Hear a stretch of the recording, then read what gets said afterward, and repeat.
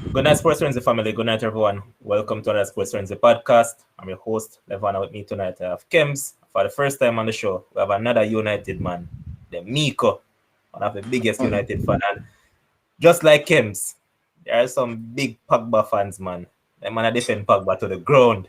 But on that basis, still, man, he still can be objective at times. Once it doesn't concern Pogba, this man is objective when it comes down to football discussion. And we'll be joined by a few other analysts in a few minutes, but for the time being, we'll just rock and roll with these two guys. So, first up, Demiko, welcome to the show, boss man. Man, respect, brother. Kems, how things stay up on your side? Things govern. Nice win over the weekend, so can't complain. Say no more. But we're going to start off with City, who thrashed a hapless Arsenal. And Kems, I know that you're feeling good now because you got the scoreline prediction correct. You said a 5-0 thrashing is on the cards, and boy, I was kind of doubting it, but you played out exactly like how you said it. Boss, I'm sure that you're over the moon right now. I mean, let me tell you, Arsenal really and truly is in trouble. But when they woke up on Manchester City, I knew that Manchester City would have beaten Teach. Watching the game, Arsenal was lost in the game from minute one. Not from the red card, from minute one. 36 minutes in the game, it was 79 possession City, 21 possession Arsenal. It was a complete thrashing, as I said. It could have been 8-0, it could have been 9-0, but Sterling not the England fan, So, just one of those games. Arsenal is in a lot of trouble. City still not on the Manchester United level, but they're getting there. Well, you're easy, But Demiko, you're looking at Arsenal. I think that there's any way back for this team because, as I said, it seems like a team lost and they don't really have a. You could say they don't have a set starting lineup, and Arteta seems to be totally out of it. I think that there's any way back for Arsenal. Yeah, I think say them can come back, but the opening fixtures never kind to them apart from Brentford. Oh damn, we lost the microphone. Are you back? Go ahead. Yeah. Yeah, I say the opening fixtures never really kind to them because when you look on them have Chelsea, Man City, apart from. Alright, kind of going in and out Demiko. Start that out and return. But yeah, as I was saying though, Kems, this team seems lost of ideas at times, and you have to wonder what exactly is wrong with them. But if you look at it though from an analytical standpoint, you could say that Arsenal probably need a change of coaching because again, Arteta got the money, but he never spent wisely because, as Manningsman would say, they went down to Brighton, but yet they returned home with the wrong player because they should have returned home with Yves Bissouma, yet they returned with Ben White, in which it wasn't really a necessity. So you think that there's any way back for them? All right, so if there's one thing what Arteta get from Pep is the stubbornness. The man is stubborn, the man stuck in them ways, and the man not willing to change for nothing. So if Arteta want a player, even if it's not a player that is fit for Arsenal per se, he's going to go ahead and get that player and just, don't care about anything else. If I see a way back for Arsenal, I believe they have an easy fixture up next. I believe it's Norwich. I'm not really sure. Yeah, they have Norwich. Yeah. So I think they get the little international break now. I think they get the little international break now and all of that. So I think they can refocus. I think they can get a result against Norwich. Definitely, for sure. Okay. Next up on Saturday we saw Newcastle taking on Southampton, and it was a good game overall. Goals were scored, and in the Premier League, sometimes you expect these games to end in stalemate. However, at this point, it was a very good game. That Kems for 1-1 Southampton to get relegated. I keep on telling him that this team won't get relegated, especially with Ralph at the helm. Newcastle, they have done decent so far, and Callum Wilson was on the score sheet, but finally, your guy, St. Maximin, finally got on the score sheet as well. Demico, what do you think about Southampton? I think that they can stay up in the league because Kim's actually expect them to go down, you know. Yeah, I think the same too. Think them will go down, to be honest. I just don't see them staying up. I think them have the quality. Even though them get a point from United, which is disappointing, but I don't think them have the quality to stay up. Losing Ings, I don't think them can find the goals to stay up. I don't trust Armstrong or Shea Adams, to be honest. All right, Kim. So, as I said, Wilson was on the score sheet, and I'm sure that a lot of fantasy Premier League players are actually happy because a lot of people actually have Wilson in their team. So, Newcastle, this season they have started off good in terms of they have reverted to playing some attacking football that they weren't known for, especially under Steve Bruce. But so far, you've been impressed by them. Yes, most definitely. A lot of persons, even when we had the initial show where we're talking about who's getting relegated, who's being a relegation battle, a lot of persons had Newcastle in there. I'm really surprised that Newcastle got a result because I actually picked Southampton to win this game 2-1. But watching the game itself, Newcastle was really, Newcastle was the better team and the better team deserved to win. So I definitely see Newcastle playing attacking football. No more Burnley-style football. No more sitting back and waiting for something to happen. So, it's really looking good for Newcastle. Hopefully they can keep it up because just 3 games in the season. So, hopefully they can keep it up. All right, so here's Demo in the comment section saying that I wonder how much drop happened in the past fixtures. So, there are actually 5. You predicted 6. So, you're a close man. Very close indeed. He predicted 6. Hold on.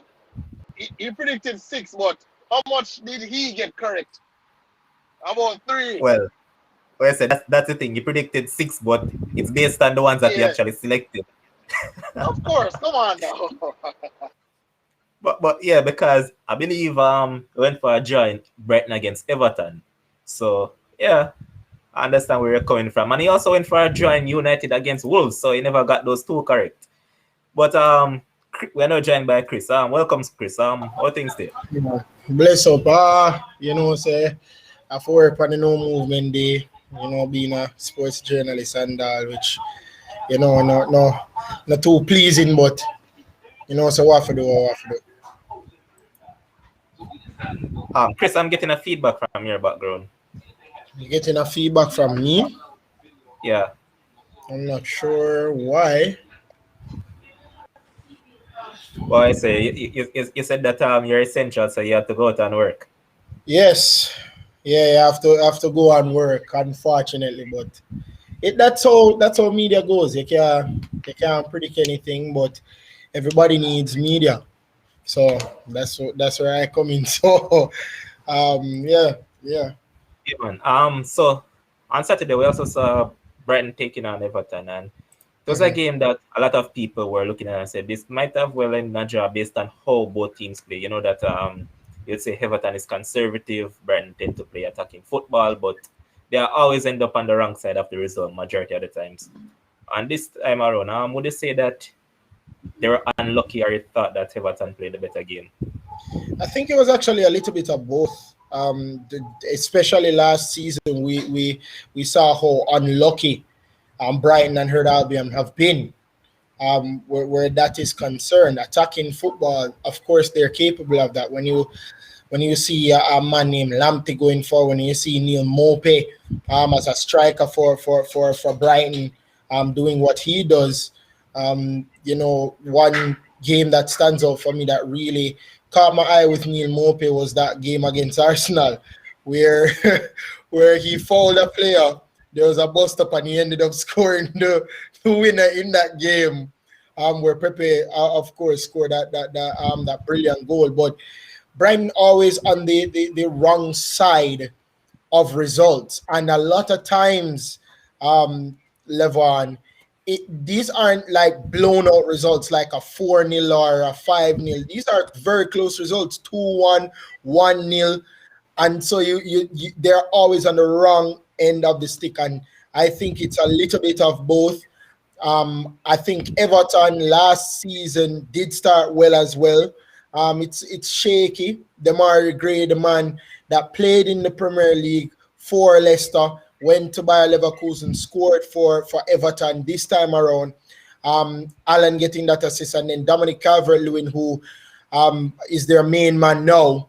We saw that last season, scoring from the penalty spot. So I think it's a little bit of both. I'd probably lean a little bit towards Everton playing or was the better team. But trust me, it's a little bit of both in my opinion. But I lean probably a little bit towards Everton playing a little bit better than Brighton and they. Okay. Next up we saw West Ham taking on Crystal Palace. Let me go. Antonio has just hit a purple patch, man, and this man just seems to can't stop scoring and being involved amongst the goals. And Kems has gone off the show for a bit, but Kems referred to him as a national because he said that he'll soon be in the Jamaican colours. So this man has just been banging the goals. Why think of him as a footballer, and why think of West Ham performance? West Ham disappointments, they never get the win, but Antonio, hope him can transfer that farm to the national team, to be honest, because we need somebody like him in the national setup. So them actually play good. Crystal Palace did have just one like 15-20 minutes in that game when them dominate and Gallagher score two times. So, but apart from that, West Ham totally play them off the park. Crystal Palace is just a defend for the majority of the game.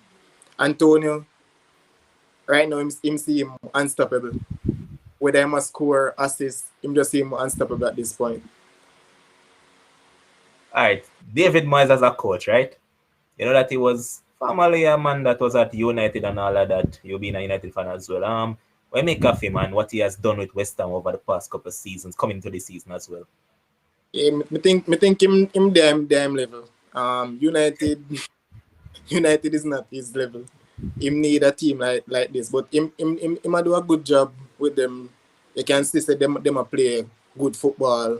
The squad where him build is a good squad. So them just sign Zuma from Chelsea, and them a look on the next youth. Them see them a try get for 30 million. Like them like, yeah. So them not try get back Lingard. As far as Mr. But stick up in on that one. Don't you think it's somewhat of a disrespect knowing that United were demanding what 25 million pounds for Lingard, and Lingard will actually help them, propel them into a Europa League spot, and they're now in Europa. And I mean, his goals really help. And then we're demanding 25, and they're going to sign a guy for 30, even though it could say that Hedge is on his side here. But wouldn't you think that is somewhat of a disrespect to United and Lingard? I think say they might try if you doing the business with United because they know United come for Rice.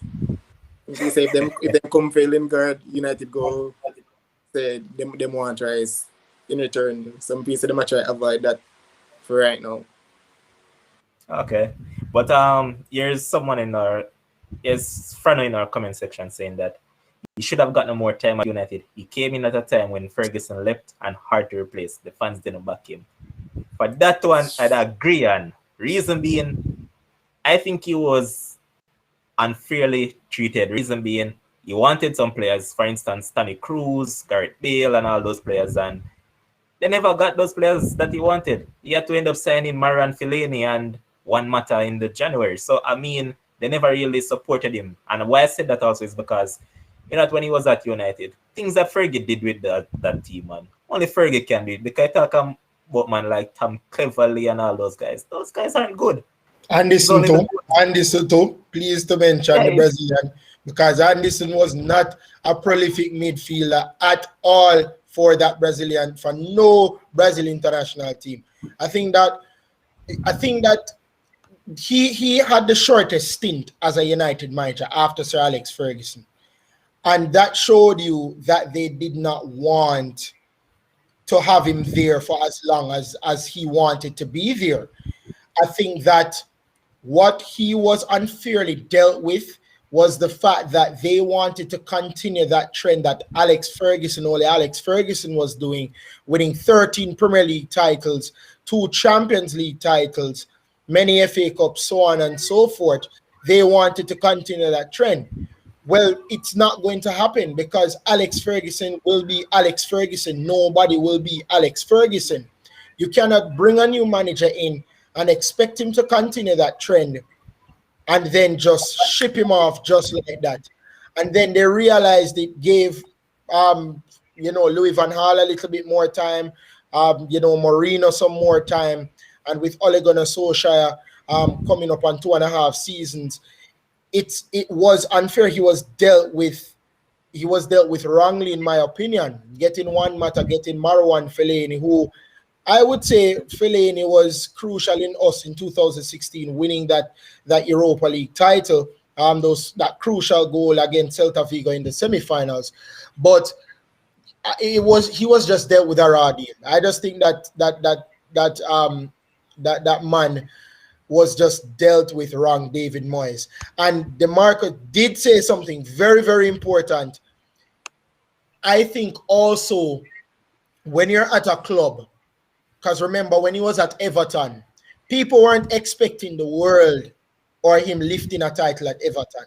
There was not that pressure on David Moyes to achieve anything. A lot of people don't remember, and they said, oh, well, it's the 1-0 that Manchester City beat with Company scoring that header in 2011-12 with that famous goal by Sergio Aguero in the end to win the title, which I believe was the best season I've ever witnessed as a fan.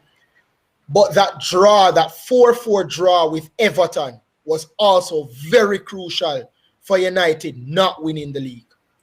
Okay. People don't put the crucial game, that 4-4 draw with Everton that they had, was also crucial. Okay. So I think that having that experience with David Moyes and coming into this United squad, because remember, Alex Ferguson did even say that Moyes would have been his successor. He endorsed David Moyes as well. So with all those pressure, I think that he was there with a raw deal, but persons expect him to fly out of the blocks when he was at United. And I think that was unfair. Let me ask that question, Chris. You think, say, Manchester United is a club that David Moyes should be managing? You don't think that a club like West Ham, Leicester, Everton, those are clubs at his level? You really think that I have him to think he can manage United? But we will never know if he was 100% capable, because as Levon said, he was not given a fair chance at the club. He wasn't. There were players that he would have wanted to get, and I am sure that if he would have gotten those players, if once managed right by David Moyes, I don't think he would have ended up in 7th position with United.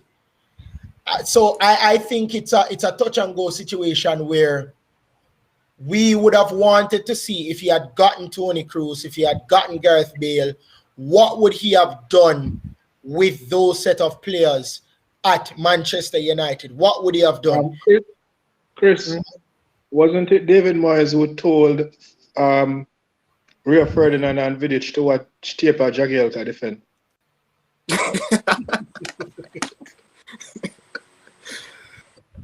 Right, why you have to bring that up? I'm just saying, I am understanding the level that David Moyes is. David Moyes is a mid-table coach who can give you good seasons as a mid-table manager. Exactly. Right. When you put him higher than where he's supposed to be, he's going to fail. All right, and he's going to say things like what him said to Ferdinand and Vidic, because his mentality is mid-table.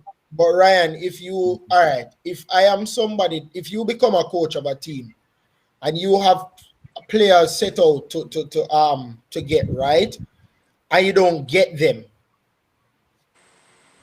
what then will you say? All right, Chris, the producer want to chime in. Producer, go ahead.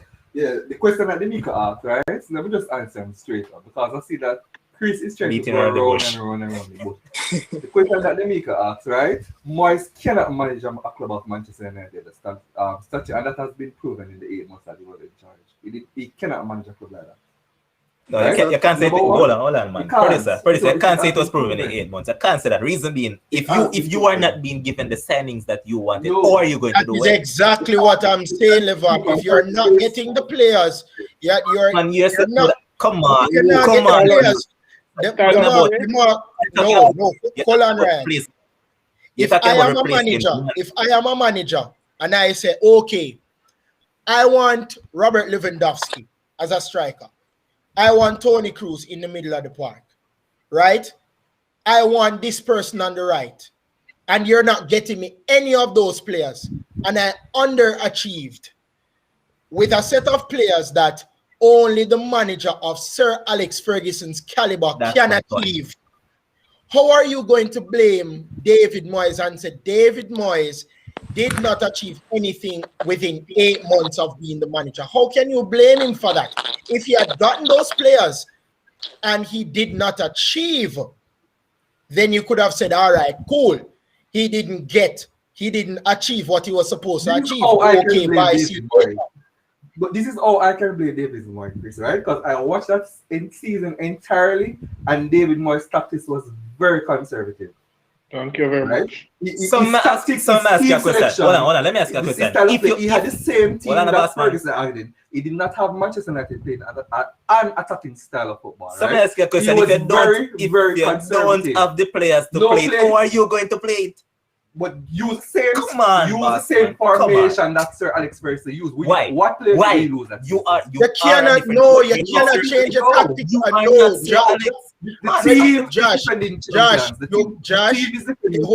The team is defending champions, right? They are defending champions. No, but right? Josh, you cannot expect. Use the same yes, formation. but you cannot expect him to. If they don't get this desired result, then no one can coach. But you can't come with that conservative defensive style of football. And then no, but hold on, Josh. Josh, hold on.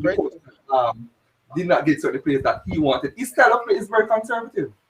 Yes, but hold on. So here's a coach agreeing that it's conservative because you don't have the players. I am saying the exact same thing. But if Josh, hold on. But Josh, because have you watched David Moyes West Ham? And if you said that David Moyes West Ham is conservative, then you're not watching West Ham. That has been the case for the first 3 games of the season. Can you say that West Ham is conservative? For the first 3 games of the season? For the start of this season, can you say that West Ham is conservative? I would have to judge him over the 38 games. Oh Lord, I ask you some questions. Chris, you can use West Ham from last season under the start of last season they were referring to.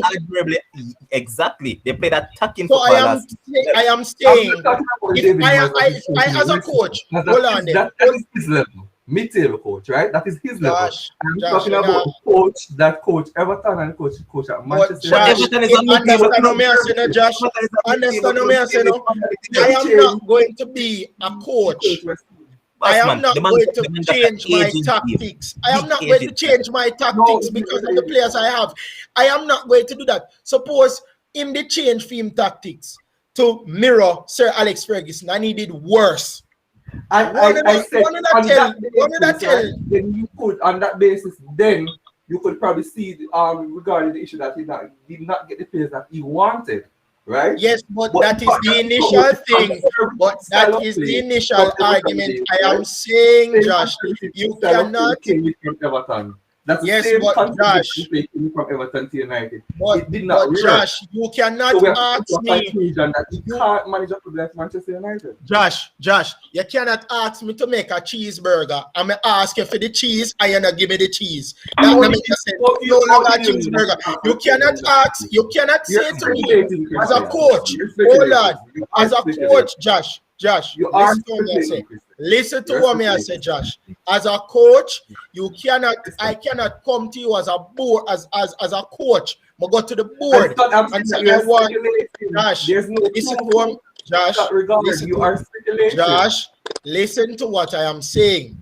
You cannot be a coach, go to the board, request players. They give you none. They don't even go after any of the players. Any of them. They didn't go after any. They didn't make any effort to bid anything for those players. And he comes 7th in the league with the same players that only Sir Alex Ferguson has won. You are going to tell me, some man like Anderson and Tom Cleverley, certain coaches are going to win the league with them?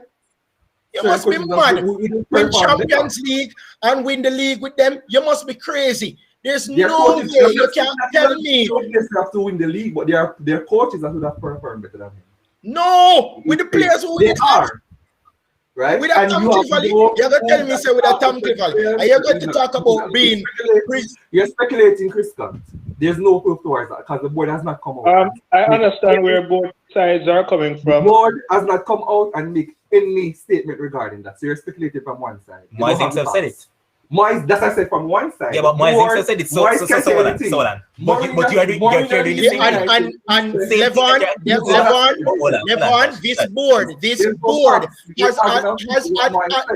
this board has a track record of when a lot of these managers want these players, they don't go for them.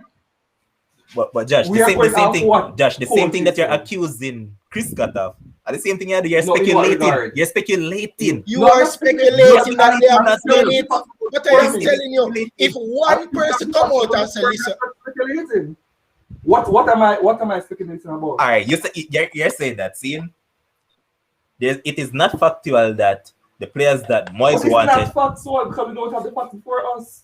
So, are you just going to go around and think that, okay, because the board don't come out, in which the board is not going to come out and say that exactly. you know that. It is from one side of the argument. It's not facts. They are not facts. So is it you're going to expect like Woodward. You want Maguire in that Jeremiah. Is that we don't know what if that's a fact or not. A coach can say anything when they get fired, just like a player when their player leave a club. Yeah, but at the end of the day, when a player leave a club, they have all sort of issues, right? That they had with their former club that they raised in the media, right? We don't know if these things are facts. Well, on Josh, I'm gonna ask you an important question. We need a CDM. And I want also Levon to agree. We need a CDM, right? A proper CDM to sit in front of a back four, right, Levon? Right, Josh? Why is it we cannot get a CDM all now? You tell me if the board is not the problem. Why is it a CDM? Hold on, Josh. Camavinga just went to Real Madrid. We have been linked with Camavinga since the start of last summer.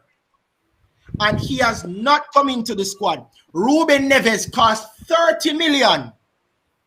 We just sold Dan James to Leeds for 20 plus million pounds today. And we're still not getting Ruben Neves from Wolverhampton Wanderers. And you're going to tell me that this same board that has been causing trouble for over a decade, that did not get the players that Moyes wanted to play his style of football. There's no way you can have players that are not fitting your style and expect to achieve anything at a club, no matter how big it is. That's just how football works, Josh. You cannot expect me, a player, I'm doing a 4-3-3, and a player is a CDM and he cannot play an effective box-to-box and expect me to achieve it. Because you have players can play. Moyes still have players that can play attacking formation. It did not have to be conservative. And if Ole, just to answer that question, the coach always said that he's satisfied with the team that he has before him, right? Then why would you think the board would be signing a CDM? If the coach is saying that he's satisfied. Hold on, Chris. I'm going to use Josh's whole analogy to put it back at him. No, Josh said that when Moyes came out and said whatever about players and all of that. Why should we just take one side of the story? Hold on, man. Hold on. And you know he was fired at the time. Man, just chill, man, and listen. The same thing that you're accusing Moyes of. It could be said that all is a difference. Pass, man, just listen, man. There's no difference. There's a big difference. No difference. There's no. You get beat in a distance. When he was fired, there's a difference. Ole is still the coach of the team, and Ole is going to cover the board. That's the the coach point of the team. That's the Going point. to tell me, you're going to tell me that the board is going to come out in the next couple of weeks and agree with Ole? That are listening to the show, and we need to be factual in what we're saying. Josh, no time came out when he was coach of Manchester United and said that the board did not get the player that he wanted. Are you calling Moyes a liar? Are you calling him a liar? Answer the question. No, I don't want to. I don't want to hear that. I don't want to hear that. Answer the question. Answer the question. You're going to tell me, say, me a run round the Marco question, and now you are run round Levan question. Answer, man, is David Moyes, is the Scottish manager a liar? Me want, that's all me want here. Ole is saying that he's satisfied with the team he wants in media. Why would you think the board would go out and sign a stadium? Levan, DeMarco, Ryan, and Stephen, and Josh. Ray Charles himself can come up from the grave blind and know say United need a CDM. Everybody know say United need a CDM. Fred is not good. McTominay is not good enough to be a CDM. And Matic is aging. That's not the issue. The issue is about the board, right? And to the board, that point, the Manchester United board has spent over £1 billion in the last 10 years, more than most boards within EPL. Right? The only team that probably can be compared is Manchester City. So if we are going by money and how much board spend, then only Man City has outspent. We're not talking about board spend. No, that is what we're talking about. We're talking about the fact that managers need play. $1 billion in the last 10 years. Josh, this is not. Josh, David Moyes is not the only person. And you have no facts regarding what David Moyes wants. But you have no facts for it. You have no facts to support your argument either. Exactly. Answer the question. Answer the question. question. Are you calling Moyes a liar? Are you calling Moyes a liar? With the size of the club of Manchester United, and he did not perform. Are you answer the question? Right? Everything else that you're going to come with are variables. Are you calling Moyes a liar? Right? Are you calling Moyes a liar? Is this a podcast about Moyes? No, man, we're going to move on in due time, man. But all I ask, producer, is are you calling Moyes a liar? You would have to answer that question for yourself. That's on you. You are the one that said it. No, you're good. Producer, you're totally off right now. He's dodging it. He's dodging it. You're dodging. You're dodging, man. The fact Mina answer your question from Josh unless he answer Levan question. That he failed at the size of Mina answer no question from you unless you answer Levan question. Moyes is a mid-table coach. That's it. Let's move on. So next match we saw was Norwich taking on Leicester. Leicester ended up winning that game by 2-1. Norwich were finally on the score sheet. Stephen, you've been quiet all night. What do you make of Leicester performance in this game? Leicester was pretty sloppy to me, to be honest. Norwich played well, and as I said before, they would have scored. Leicester will grow into the season, but it was a subpar performance from Leicester. But they did enough to get the 3 points. I was not impressed with their game. Ryan, you saw them, and the thing is that Kems actually expect Norwich to stay up in the league, and Norwich have made multiple signings, and it was even today that they made I believe 2 more signings, because they signed a youth named Norman, and they also signed Ozan Kabak, who was at and they have Brandon on loan too. Yeah, I know. So they got Kabak. Yeah, they got Kabak. No, looking at that, do you think that Norwich as a team has what it takes to stay in the league, and also the coach, or you think that it's too much for them? I think it's much of the same from season before last in terms of I don't think they're going to play to stay up. And what I mean by that is they will play open football just as how they have done season before last. They will lose games and don't learn from it. They will lose 5-0, go back again, lose 3-0, lose 4-0 or 4-1. They might score an odd goal here and there. They are reliant on Pookie and Cantwell to a lesser extent.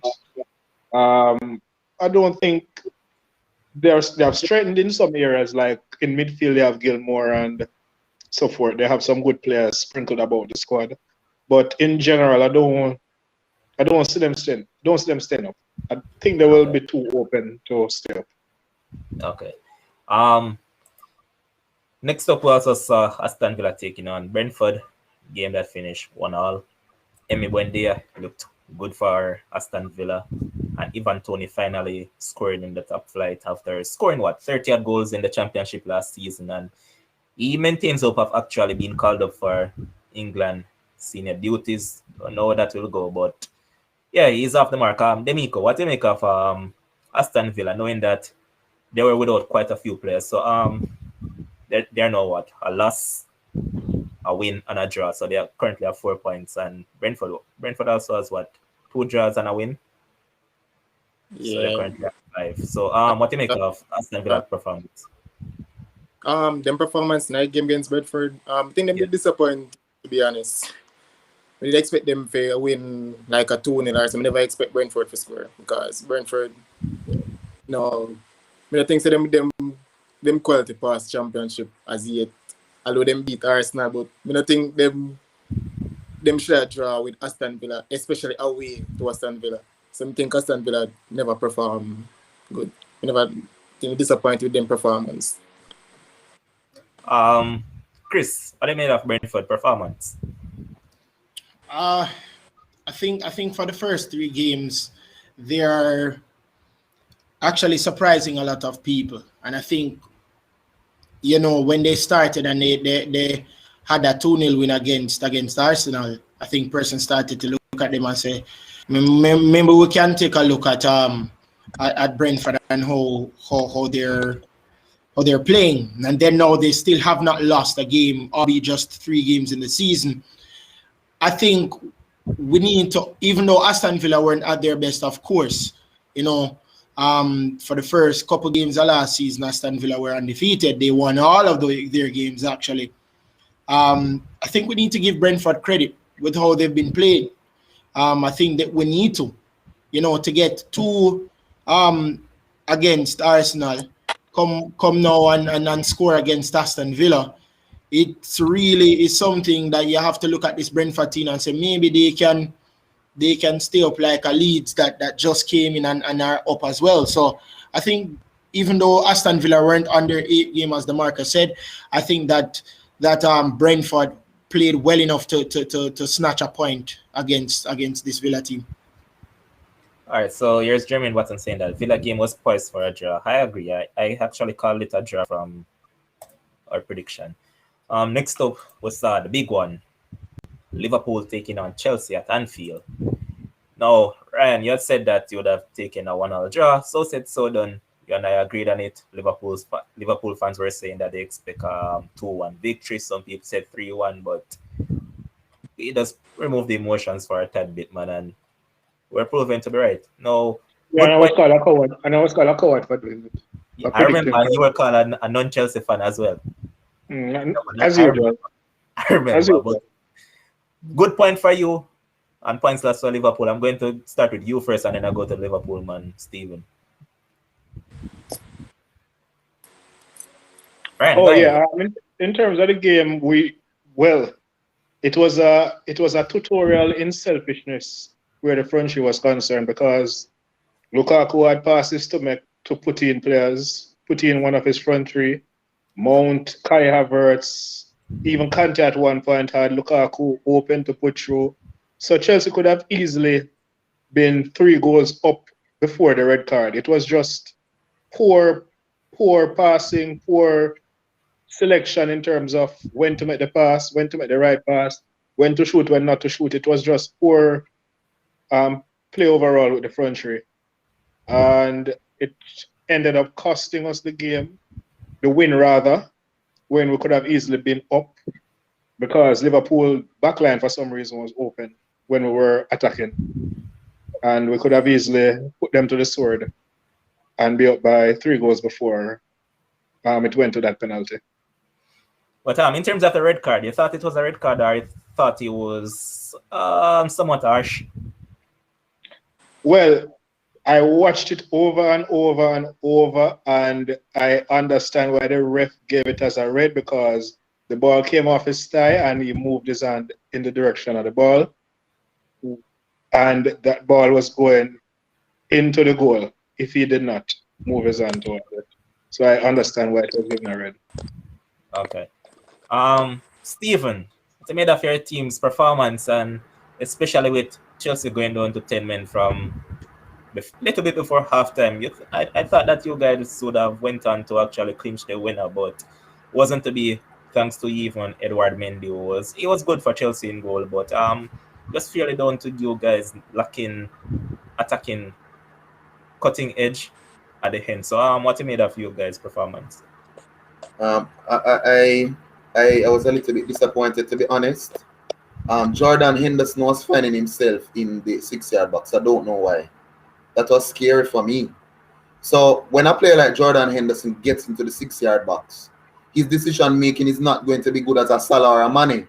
I don't know. He got some good chances. I hear Ryan talking about poor decision making in the final third for Chelsea. It was the same for Liverpool in the first 30 minutes. Jordan Henderson got a wicked ball, beat the offside trap, and instead of shooting, he was trying to pass it across the goal because he's in an unfamiliar territory. I don't know why. Secondly, Trent was coming in off the right into midfield. I don't know why. That ball, that it has proven good for City. It has proven good other teams when the wing backs byline and get the ball into the box. Now our wing backs are trying to be midfielders. I don't know why. So I think it Steven, was. Remember last week, Trent got an assist by doing that? Yes, but we're playing against Chelsea. You have to make the pitch as big as you can. And when Chelsea went down to 10 men, they dug in and they defended well. You have to make the pitch as wide as you can. You can't be not if you go into the middle. Those players read the game well. So I was a little bit disappointed in how we approached the game, but a point is a point nonetheless, and it could have gone either way. I still think we need to improve offensively, and I think we'll get better as the season goes on. Just a little bit. It's a little bit harsh, but yes, his hand went towards the ball, and it was a goal scoring opportunity. Red for me. All right, so Steven, here's Frano disagreeing with you, and you know that Frano is a Liverpool fan as well. He's saying that, bro, our right back to come in midfield, that's good, bro. Shake my head. You have to see things tactically, bro, to see it as a coach. I agree with him. Yeah. No, I'm saying yes. No, but I highlighted it last week. How we chipped the ball into Mane from the right midfield position. But I'm saying to make the pitch as wide as possible, you need to get your wing backs out there. Stretch Chelsea. We're not going to go through the middle. It's based on the opposition that you have a problem based on what was in front of us. Chelsea went to 2 blocks of 4. You notice he brought on Kovacic. Kovacic is very good with the ball, but he has a good defensive mind as well. So I was just saying, make the pitch wider just for that game. And if you notice one of the changes that Klopp made, he changed Robertson for Tsimikas. So obviously in the end, he was trying to make the pitch wider because going through the middle to a well-drilled Chelsea defense is not going to happen. It's not going to cut them open. Understand where you're coming from. Next up was Burnley taking on Leeds, and again I call this one as a draw. And Chris, I made of this overall game. Bamford finally getting off the mark. Patrick Bamford, you know, I used to actually rate in this Leeds squad, of course. Him and Calvin Phillips, I believe, are 2 very good players for Leeds, and has really gotten them out of the woods a lot of times last season. But Leeds, I mean, they've not been the best this season. Leeds United, you know, when they started out last season, you know, we were saying that, listen, this Leeds team is pretty good, you know. So to in the first game of the season, you know, you lose 5-1 to United, then you draw 2-2. They have not won a single game this for the first 3 games. They have scored 4 goals, and they've conceded 5, 7, 8, 9. Where they've conceded 8 goals. And I know defense is not their best or their strongest suit, but attacking is. And that attacking mindset that they've had last season, I'm not seeing it coming out this season for them so far. Yes, it's only 3 games, obviously, but I think that that they've not had that attacking mindset this season. But I mean, Patrick Bamford finally getting on the score sheet for Leeds United. A fair result for Leeds. They have a tough test ahead of them, which was an exciting game at the first game of the season. They come back and play Liverpool, but against Burnley at Turf Moor. Even though Burnley has not been a consistent team, Turf Moor is always a very tough place to play. And they get a point, so I guess Bielsa should be happy with that, but they have to fix their defense. Conceding 8 goals in 3 games, that's almost 3 goals per game. You know, they have to fix that, even though, of course, Bielsa is not known for that. Okay. Let's also point out that Leeds are on the cusp of signing Dan James. So Dan James will actually bring something to them, knowing that it's been a while they have been chasing him. So a lot of United fans will say good riddance.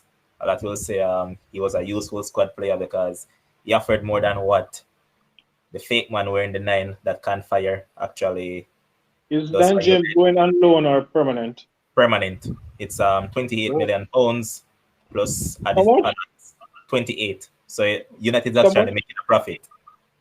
Yeah, that's why I'm about it in Ryan, because Ruben Neves, 24-year-old defensive mid, is for 30 million. They signed Dan James for Leeds for 28. You can buy me easily. Put on 2 million and buy me easily. So Dan James is going for 28 plus add-on. Yeah, and add-ons will bring it to 30. Which means he's going for 28. Yeah, basically right now he's going for 28. The add-ons, I don't even see what it is. I don't know what add-on I'm talking about. But Ryan, to be fair though, Ryan, I think a coach like Bielsa will get the best out of him, knowing that he's a man that runs a lot, and Bielsa loves those type of players because you know that Bielsa tend to coach a team that runs, has a lot of mileage in their legs, and that's the thing with Dan James. He'll actually offer them, as I said before, he might not be someone that I really like because I think he's a headless man when it comes down to the final third, but otherwise that I think he was decent, and as I said, he has proven to be better than Martial. I'm sure that Demico won't agree with that, but so be it. Next up was Tottenham taking on Watford, and Tottenham again, the only team remaining with a 100% record, even though they never looked all that well. They ended with a 1-0 victory. Stephen, 1-0 again. I blame the Watford keeper because there's no way that should have scored. He should have come for that and claimed that easily, but he stood there ball watching. Well, not really ball watching either. He stood there watching the players, and the ball just crept in from that free kick from Son. So what do you made of them? Tottenham was very flat. They didn't come out and impose themselves in the game. Watford was a little bit more expressive in other games, but you know, Tottenham have always been good on the counter-attack. Always very quick players, very quick in transition. But Tottenham was very flat, and they were lucky to get a goal. Really, they really didn't set the house on fire. But as I said, it's early season, and these teams will only get better as the season goes on. Okay. Right. You think that Tottenham actually can challenge for the top 4 because they have done fairly well so far? You think that they can actually creep into the top 4? Well, I don't know if they can challenge, and if they do challenge, I don't think they'll make it. I think their best. I think the top 4 is a level ahead of them right now in terms of it's going to be hard for them to break into it unless one of the top 4 teams has a very bad season, has an off season. But outside of that, I think they're a top 6 team. They and Leicester will challenge for FIFA. That's how I see it. Okay. And the final game of the weekend card was Wolves taking on Man United at Molyneux.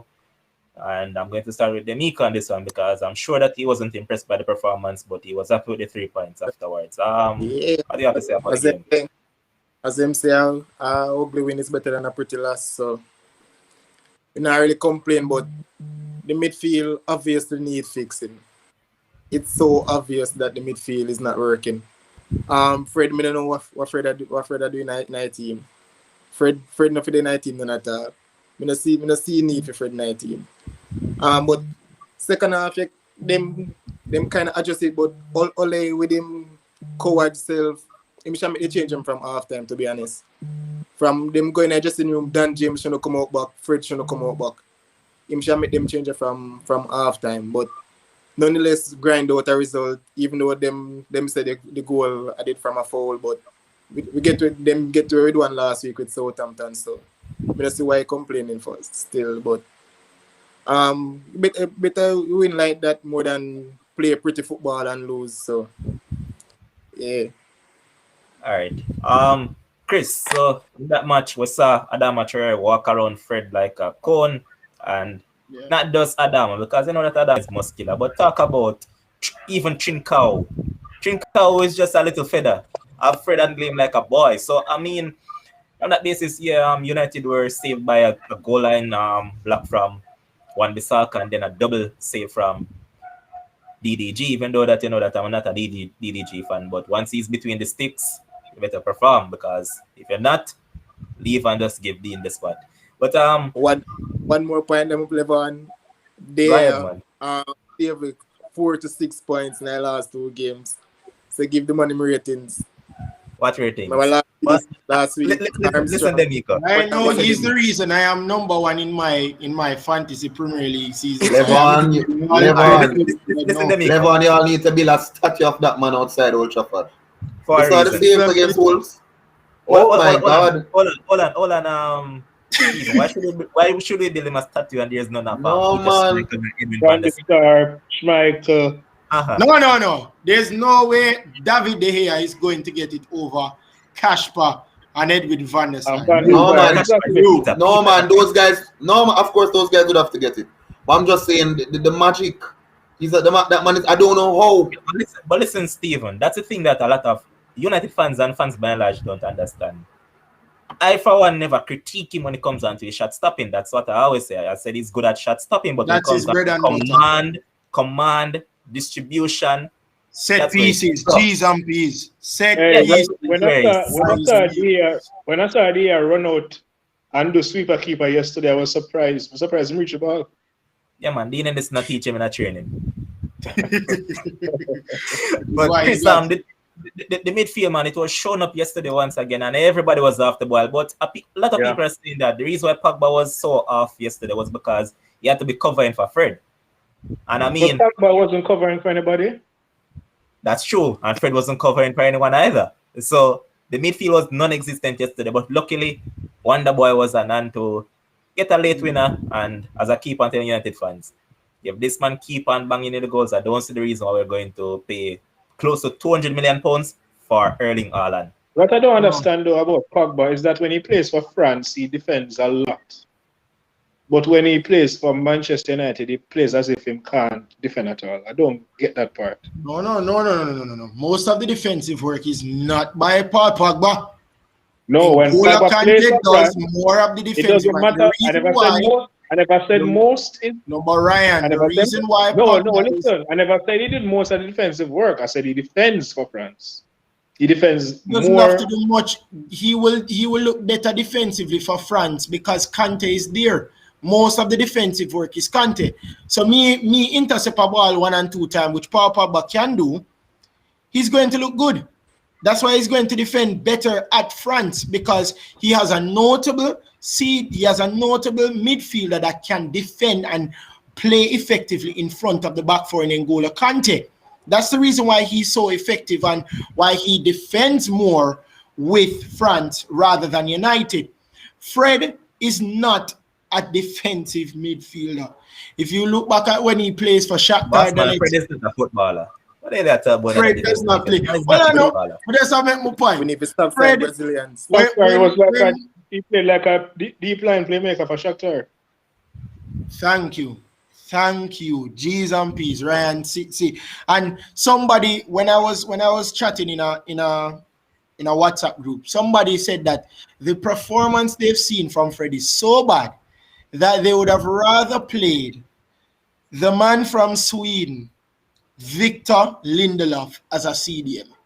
I saw that from some people too. Many United fans saying it as well. But I think he do a better job. I think he do a better job than Fred, but I still don't want to see Lindelof. Go on, Gus. He has played there before.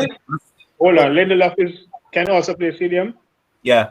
Yeah, he couple can. games a bit. I know he can play right. I know he can play right back. I never know him could play. No, he can there play CDM.